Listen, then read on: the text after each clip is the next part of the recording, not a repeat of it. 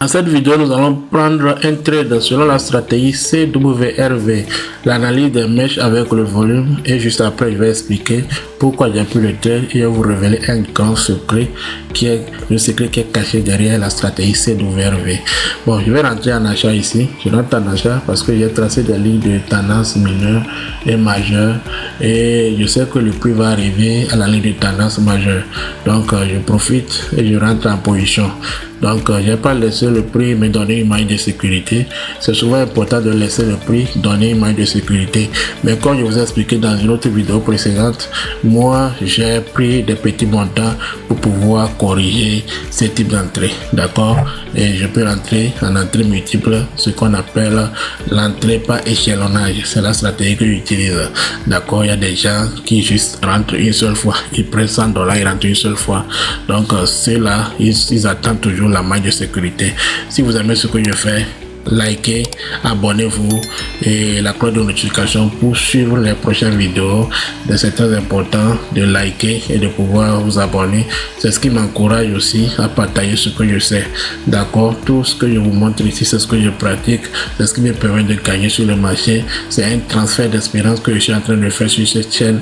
Et si vous pouvez vous pouvez avoir ce secret là, vous aussi pouvez faire le même pour aussi gagner sur le marché tous les jours que vous levez. Moi, chaque jour que je viens sur ce marché, chaque jour que je viens, je finis toujours meilleur trader dans mon pays. C'est basé sur la stratégie CWRV. D'accord? Je vais vous le montrer tout à l'heure. Voilà, j'ai gagné sur ce marché. J'ai gagné. Je vais aller sur mon graphique tout à l'heure et je vais vous montrer qu'on appelle le tableau des leaders. D'accord? Le tableau des leaders où on casse les leaders chaque semaine. Et vous allez voir que ce que je vous montre me permet toujours de gagner sur le marché. Voilà, c'est mon nom qui est en haut là. Donc, je suis le meilleur trader cette semaine encore dans mon pays. Vous voyez ceux qui sont en bas, et souvent ils voient ce nom. Oui, ils voient ce nom. Donc si vous êtes dans le même pays que moi, on peut faire une rencontre en présentiel. Écrivez-moi et on peut partager les expériences. D'accord? Et ça fait des années que je suis sur ce marché et cette année j'ai décidé de partager ce que je sais faire. D'accord? Bon, donc voilà. Et ça veut dire que tous les jours que Dieu fait, si je suis libre et que je trade, je sais par cette stratégie tirer profit. D'accord? Et je vous montre aussi quel jour ne pas trader.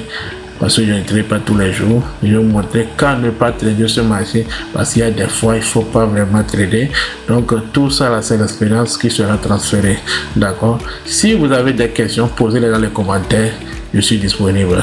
Bon, je vais vous expliquer maintenant la stratégie et le truc que je viens de prendre. Ici, nous voyons que les acheteurs sont forts sur le marché. Parce que c'est une tendance haussière. Les acheteurs sont forts. Bon, maintenant, ce côté-là qu'on doit analyser. Hein, c'est cette consolidation là. On va voir dans cette consolidation là quelle est la partie qui est forte, et c'est cette partie là. Nous on est là pour nous aligner. C'est comme une balance, vous voyez, c'est comme une balance. Hein, c'est comme ça, c'est le secret que je vous révèle ça. Le secret de CWRV, c'est analyser le rapport de force. C'est comme une balance. Il y a ici les acheteurs. Et là-bas, il y a les vendeurs. Vous voyez, non? Il y a les vendeurs. À tout moment, il faut vous assurer qu'une partie est faible et l'autre est fort avant de pouvoir trader. Et vous allez trader selon la partie qui est la partie forte. Vous voyez, si les acheteurs sont forts, hein, les vendeurs sont automatiquement faibles. C'est la loi du marché.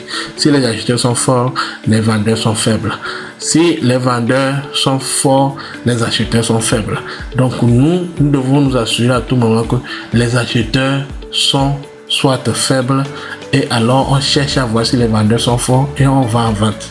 Si les vendeurs, on voit que les vendeurs sont faibles, on cherche à voir si les acheteurs sont forts et on va en achat. C'est trop simple, c'est le secret de CWRV, c'est le secret de cette stratégie. Il faut toujours chercher à savoir quelle est la partie qui est forte. Maintenant, dans la consolidation là, nous voyons une entrée. Une entrée et comment on appelle-t-on, des vendeurs, mais en même temps, les acheteurs ont repris et après, nous voyons comment le prix bouge. Pour ceux qui connaissent les patterns, hein, épaule, tête, épaule, et deux. Vous voyez, non, pour ceux qui connaissent les patterns. Mais moi, les patterns, je les traite pas trop. Moi, c'est le CWRV. Mais les patterns, des fois, viennent juste confirmer ce que je suis en train de faire. D'accord? Donc, ceux qui connaissent ce pattern-là, c'est setup-là, et cette figure castique-là, ils savent que c'est une figure qui permet vraiment d'aller vers l'achat, de l'achat à partir de la ligne de tendance. D'accord? Si et seulement si les acheteurs sont forts. Et cette force-là, c'est avec le CWRV que tu peux le savoir. Vous voyez, non? Bon, comment savoir ici que les acheteurs sont forts? Vous voyez? Comment savoir? Quand vous voyez ici, nous voyons d'abord, après la montée des acheteurs, nous voyons les vendeurs qui sont rentrés sur le marché. Les vendeurs sont rentrés sur le marché. Mais les vendeurs là, oui, c'est vrai, ils ont augmenté le volume. Bon, ils ont augmenté le volume. Mais quand nous voyons, après les acheteurs aussi repris, ils ont beaucoup plus augmenté le volume. C'est-à-dire que là-bas, il y a un peu balotage. Vous voyez? Mais jusqu'ici, jusqu'à ce niveau où j'ai tracé le trait vertical là, je vois que les acheteurs sont forts. Si vous analysez le marché proprement, les acheteurs sont forts. D'accord? Parce que quand les vendeurs ont encore voulu revenir vers le support, on voit que après une bougie vendeuse, il y a une bougie acheteuse. Ça veut dire que les acheteurs sont toujours dominants. Vous voyez, non? Les acheteurs sont toujours dominants. Il n'y a pas eu de suivi d'une bougie vendeuse en même temps. Il n'y a pas eu de bougie vendeuse consécutive. Donc, après, nous voyons les vendeurs, les acheteurs qui ont repris avec un bon volume. Ça veut dire que toute la ligne là que je viens de tracer, les acheteurs sont forts. Les acheteurs sont forts. Bon, donc, si les acheteurs sont forts, après cela, nous voyons une entrée des vendeurs. Ils sont rentrés avec une grande bougie et ils ont fermé avec un volume élevé, une augmentation de volume. Mais qu'est-ce qui se passe? Cette bougie-là est fermée en fait au niveau d'une zone d'achat. Vous voyez, non? Parce qu'ils n'ont même pas pu casser l'ancien support. Ils n'ont pas pu casser l'ancien support.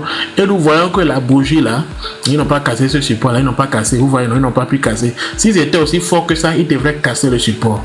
Et nous voyons que la bougie vendeuse là, il y a eu un rejet. Donc il y a une mèche.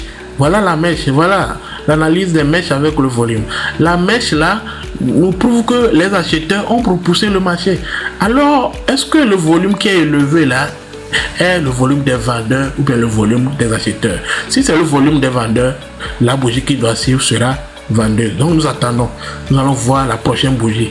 Quelle sera la prochaine bougie? Si la prochaine bougie est acheteuse, alors le volume là n'appartient pas au vendeur. Voilà comment on analyse le CWRV. Hein. Vous voyez que le volume là, quand vous voyez c'est rouge, alors vous allez dire que non, c'est pour les vendeurs. Non, non. L'analyse montre que le volume là appartient aux acheteurs.